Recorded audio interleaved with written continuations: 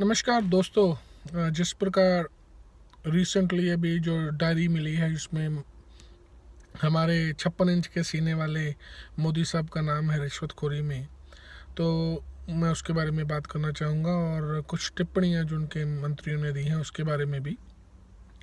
जो पिछले 1-1.5 महीने से हिंदुस्तान के हालात हैं उसके मद्देनज़र अगर देखा जाए तो मुझे लगता है कि मोदी साहब को अब बिल्कुल इज्जत से रिज़ाइन दे देना चाहिए। अगर आप देखें तो जिस तरीके से अभी रिसेंटली डीमोनेटाइजेशन हुआ और उसके बाद जिस तरीके से उसका इम्प्लीमेंटेशन हुआ, इस पर मैं वीडियो भी बना चुका हूँ, काफ़ी न्यूज़ कवरेज भी रहा है। पर अगर देखा जाए तो ये बहुत बुरी तरह फेल था। 100 से ज़्यादा लोग मरे जिनकी जिम्मेवारी कोई लेने को राजी नहीं है। जिस तरीके से बीजेपी के जो मंत्री हैं या बीजेपी के जो रिलेटेड कार्यकर्ता हैं उनके घर से लाखों करोड़ रुपए निकला है, नए नोटों में निकला है। और इसके अलावा अगर हम देखें जिस तरीके से भाषण दिए गए, रविशंकर प्रसाद ने कहा, प्रसाद साहब कह रहे थे कि कोई भी फैसला वापस लेना मोदी साहब के डीएनए में नहीं है। तो अगर देखा जाए तो डीमोनेटाइजेशन के बाद अभी तक काफ़ी डिसीजन वापस लिए गए, कुछ चेंज किए गए, कुछ यू टर्न्स लिए गए। तो अब पता नहीं है डीएनए बीजेपी का है या मोदी साहब का है। वैसे भी मोदी साहब का डीएनए हो नहीं सकता क्योंकि मोदी साहब के डीएनए में सिर्फ अपनी बीवी को छोड़ना, लोगों को बेवकूफ़ बनाना और अपनी माँ को पब्लिसिटी के लिए यूज़ करना ही है, ये उनके डीएनए में है। और अभी रिसेंटली अगर हम देखें तो अभी जो ये उन पे एक रिश्वतखोरी का इल्ज़ाम भी लगा है जिसमें बिरला की डायरी में उनका नाम आया है अलॉन्ग विद रविशंकर प्रसाद, जिसमें रविशंकर प्रसाद जी कह रहे हैं कि उन्होंने पैसा नहीं लिया, लेकिन वो डायरी में उनका नाम भी है, मोदी का भी है और भी काफ़ी जो मुख्यमंत्री हैं। और इसमें से मोदी नहीं, जिन जिन का भी नाम आया है उनको बिल्कुल सख्त जेल में डालना चाहिए और उनको कड़ी से कड़ी सज़ा देनी चाहिए। मैं देख रहा था कि यस्टरडे उनके जो वकील रविशंकर प्रसाद ने घोषणा की कि मोदी साहब गंगा की तरह पवित्र हैं। तो मैं उन्हें याद दिलाना चाहूँगा कि गंगा कितनी पवित्र है इसी से समझिए कि गंगा की सफाई के लिए आपने एक अलग से मिनिस्ट्री बना रखी है जिसको उमा भारती हेड करती हैं। और सुप्रीम कोर्ट में सेंट्रल गवर्नमेंट यानी कि मोदी गवर्नमेंट ने खुद कहा कि गंगा की सफाई में 18 साल लगने हैं। तो आप सोचिए कि अगर गंगा इतनी साफ़ है जिसकी सफाई में भी 18 साल लगेंगे, तो और मोदी की तुलना उससे हो रही है, तो मैं कहना नहीं चाहूँगा कि मोदी साहब कितने साफ़ हैं।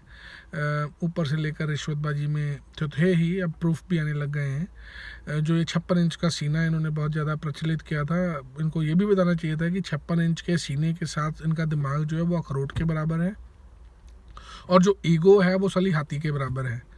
जो ईगो इनमें भरी हुई है और जिसमें मैं, जिसे हम अहंकार कहते हैं, वो इनमें कूट कूट के भरा हुआ है।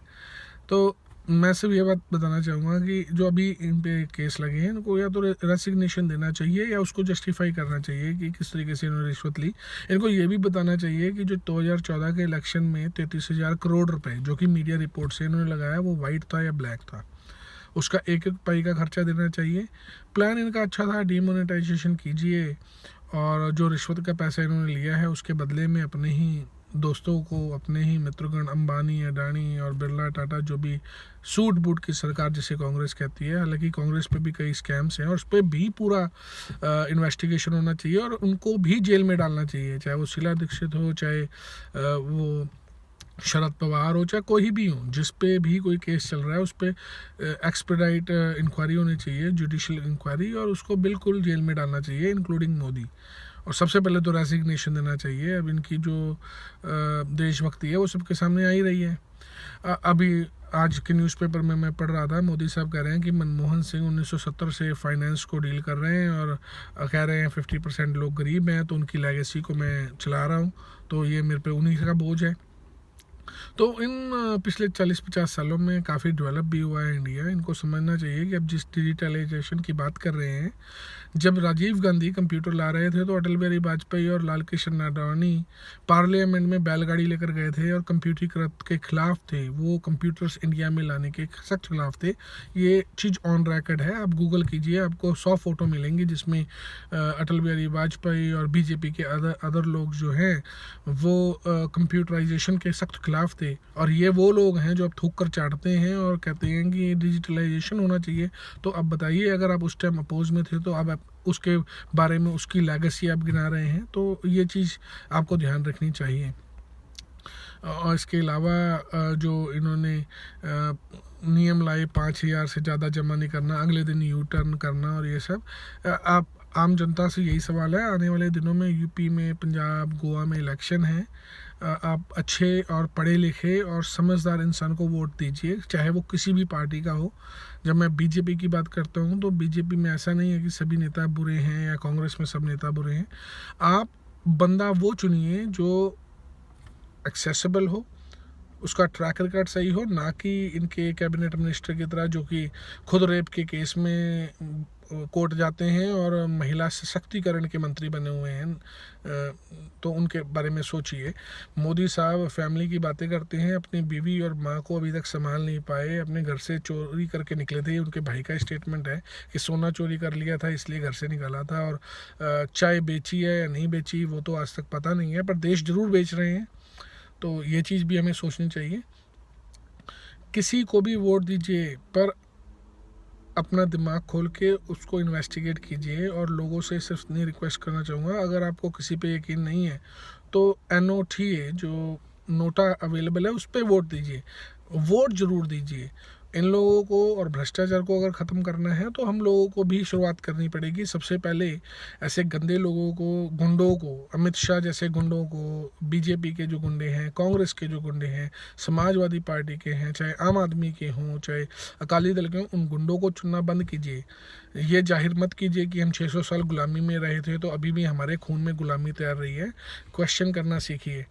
और मैं समझ रहा हूँ कि वास्तव में जो इंडियंस हैं इनकी जो रगों में वो गुलामी का खून अभी तक है, कि पहले मुगलों ने राज किया, फिर गोरों ने राज किया, अब ये पॉलिटिशियंस राज कर रहे हैं। तो ये गुलामी जो है उसको छोड़ना पड़ेगा और क्वेश्चन पुटअप करने पड़ेंगे।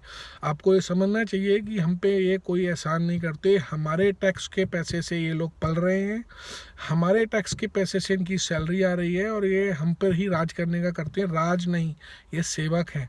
जैसे मोदी साहब भाषण में फेंकते हैं कि मैं प्रधान सेवक हूँ, और बाद में उनके कैमरे के सामने कोई आ जाए तो उसे धक्का देकर निकाल देते हैं। तो इनकी औकात पता लगती है कि इनकी जो परवरिश है वो किस तरीके से हुई है और किस तरीके के संकीर्ण दिमाग के ओनर हैं ये लोग।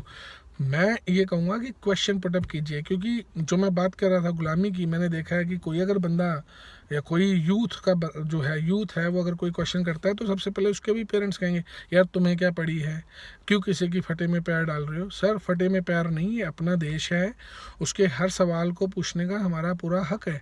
ये बातें भक्तों को समझ नहीं आएंगी, क्योंकि भक्त जो हैं वो सुअर है, और सुअर को जो लैंग्वेज है वो समझ नहीं आती, वो कीचड़ में ही रहना चाहती है। वो कहेंगे कि कीचड़ में कमल खिल रहा है, हम तो सुअर हैं, हम तो कमल के आसपास रहेंगे। लेकिन जो पढ़े लिखे हैं और जो एजुकेटेड हैं, अपना दिमाग लगाइए और बिल्कुल सही बंदे को वोट दीजिए। आने वाला टाइम आप अपना तो बर्बाद कर चुके हैं, जो टाइम बीता है, कम से कम अपनी औलाद के लिए एक अच्छा हिंदुस्तान बनाने की कोशिश कीजिए। उसमें क्वेश्चन पुटअप करेंगे आप, पूरा पार्टिसिपेट कीजिए, डिमांड्स रखिए कि हमें स्कूल चाहिए, हमें मेडिकल चाहिए, हमें अगर हम टैक्स भर रहे हैं हमें अच्छे रोड्स चाहिए।